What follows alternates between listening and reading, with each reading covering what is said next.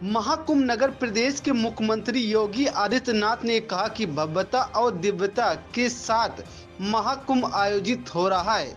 प्रधानमंत्री नरेंद्र मोदी ने महाकुंभ के लिए जो विजन दिया है उसको स्थानीय स्तर पर लागू करने के लिए सभी पूरी प्रतिबद्धता के साथ कार्य कर रहे हैं। पौष पूर्णिमा और मकर संक्रांति के स्नान संपन्न हो गए। मौनी अमावस्या और बसंत पंचमी के दो बड़े स्नान महाकुंभ की शोभा है। 7,000 से अधिक संस्थाएं यहाँ पर आ चुकी हैं। 1 करोड़ से अधिक लोग यहाँ मौजूद हैं। इतनी बड़ी संख्या के लिए सभी विभाग मिलकर उनकी सुविधा और सुरक्षा के लिए काम कर रहे हैं। 29 जनवरी और 3 फरवरी के महास्नान के आयोजन को ध्यान में रखकर हमने व्यवस्था का अवलोकन किया है। उसी भव्यता और दिव्यता के साथ यहां पर आयोजित हो रहा है। आदरणीय प्रधानमंत्री जी ने जो विजन दिया है महाकुंभ के लिए, उसको स्थानीय स्तर पर लागू करने के लिए सभी लोग पूरी प्रतिबद्धता के साथ कार्य कर रहे हैं। और मैं आपको इस बात के लिए धन्यवाद दूंगा कि प्रयागराज की छवि को एक पॉजिटिव तरीके से महाकुंभ के बहाने आप लोगों ने प्रस्तुत करने का कार्य किया और उसको लगातार आगे बढ़ा रहे हैं। इस दौरान हमारे सामने पौष पूर्णिमा और मकर संक्रांति के जो मुख्य स्नान थे वे संपन्न हो चुके हैं और आगामी जो स्नान है, जिसमें मौनी अमावस्या का स्नान 29 जनवरी को और बसंत पंचमी का 3 फरवरी को, ये दो बड़े महास्नान हैं जो कुंभ की शोभा है। इस महाकुंभ की शोभा है। 7,000 से अधिक संस्थाएं अब तक यहां पर आ चुकी हैं और मेरा मानना है, आज मैंने पूरे महाकुंभ एरिया का सर्वे किया है। प्रातःकाल से हम लोग देख रहे हैं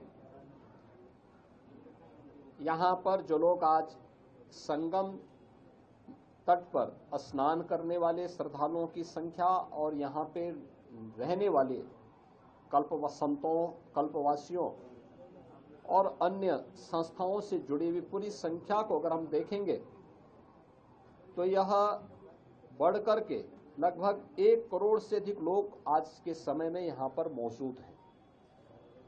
यानी इतनी बड़ी संख्या, और उसके लिए पूरी तत्परता के साथ यहां पर सभी विभाग मिलकर के, केंद्र और राज्य सरकार के सभी विभाग मिलकर के पूरी प्रतिबद्धता के साथ लग करके उनकी सुविधा के लिए, उनकी सुरक्षा के लिए, भव्य दिव्य और डिजिटल कुंभ की परिकल्पना को साकार करने के लिए, उनकी आस्था को सम्मान देते हुए और आधुनिकता के साथ जोड़ने के लिए कार्य हो रहा है।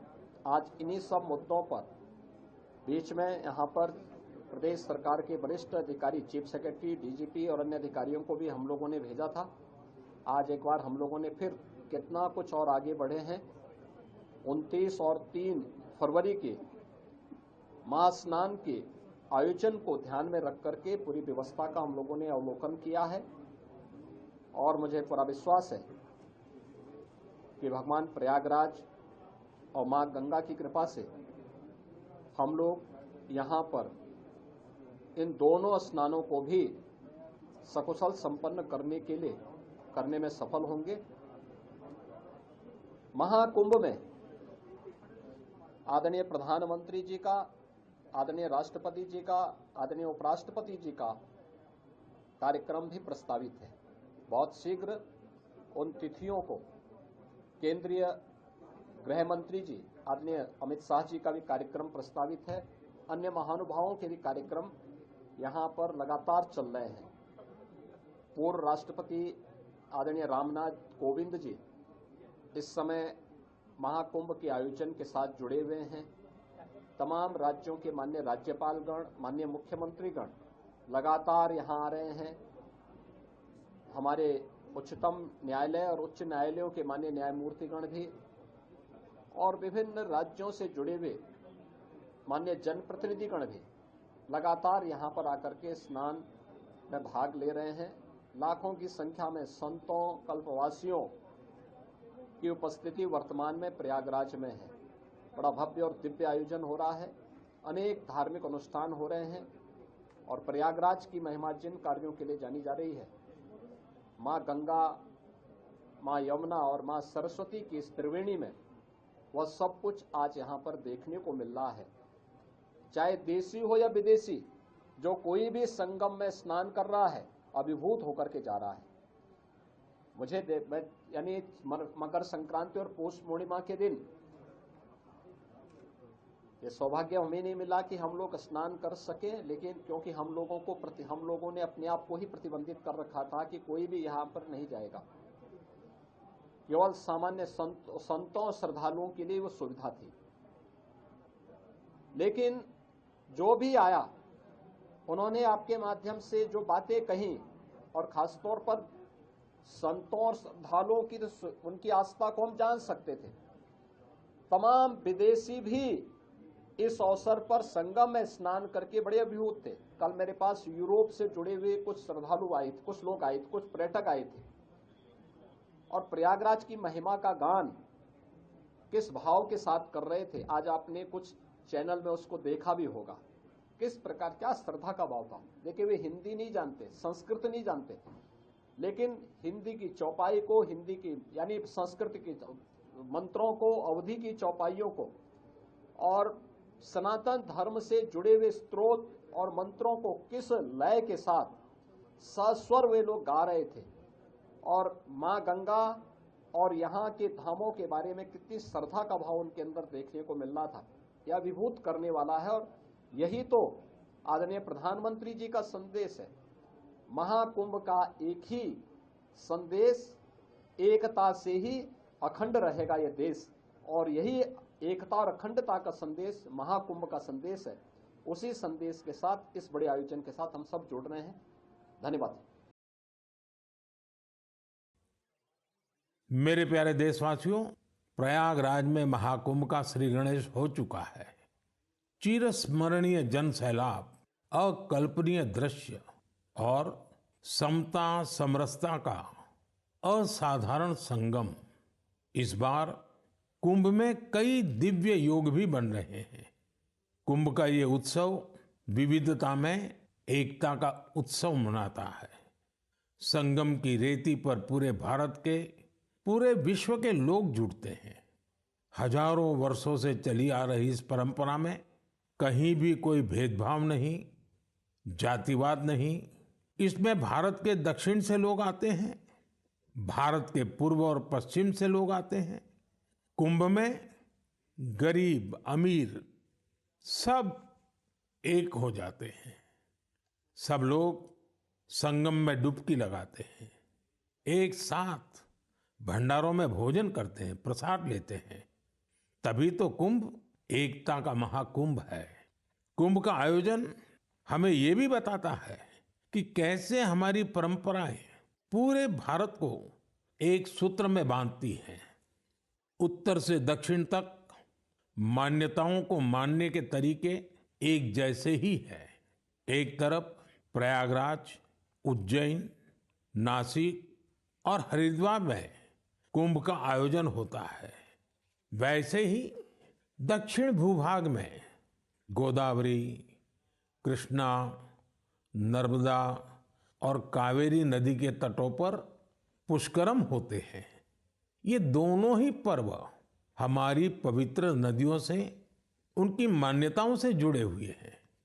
इसी तरह कुंभकोणम से तिरुक्कड़ियूर, कुड़वासल से तिरुचेरै अनेक ऐसे मंदिर हैं जिनकी परंपराएं कुंभ से जुड़ी हुई हैं। साथियों, इस बार आप सब ने देखा होगा कि कुंभ में युवाओं की भागीदारी बहुत व्यापक रूप में नजर आती है।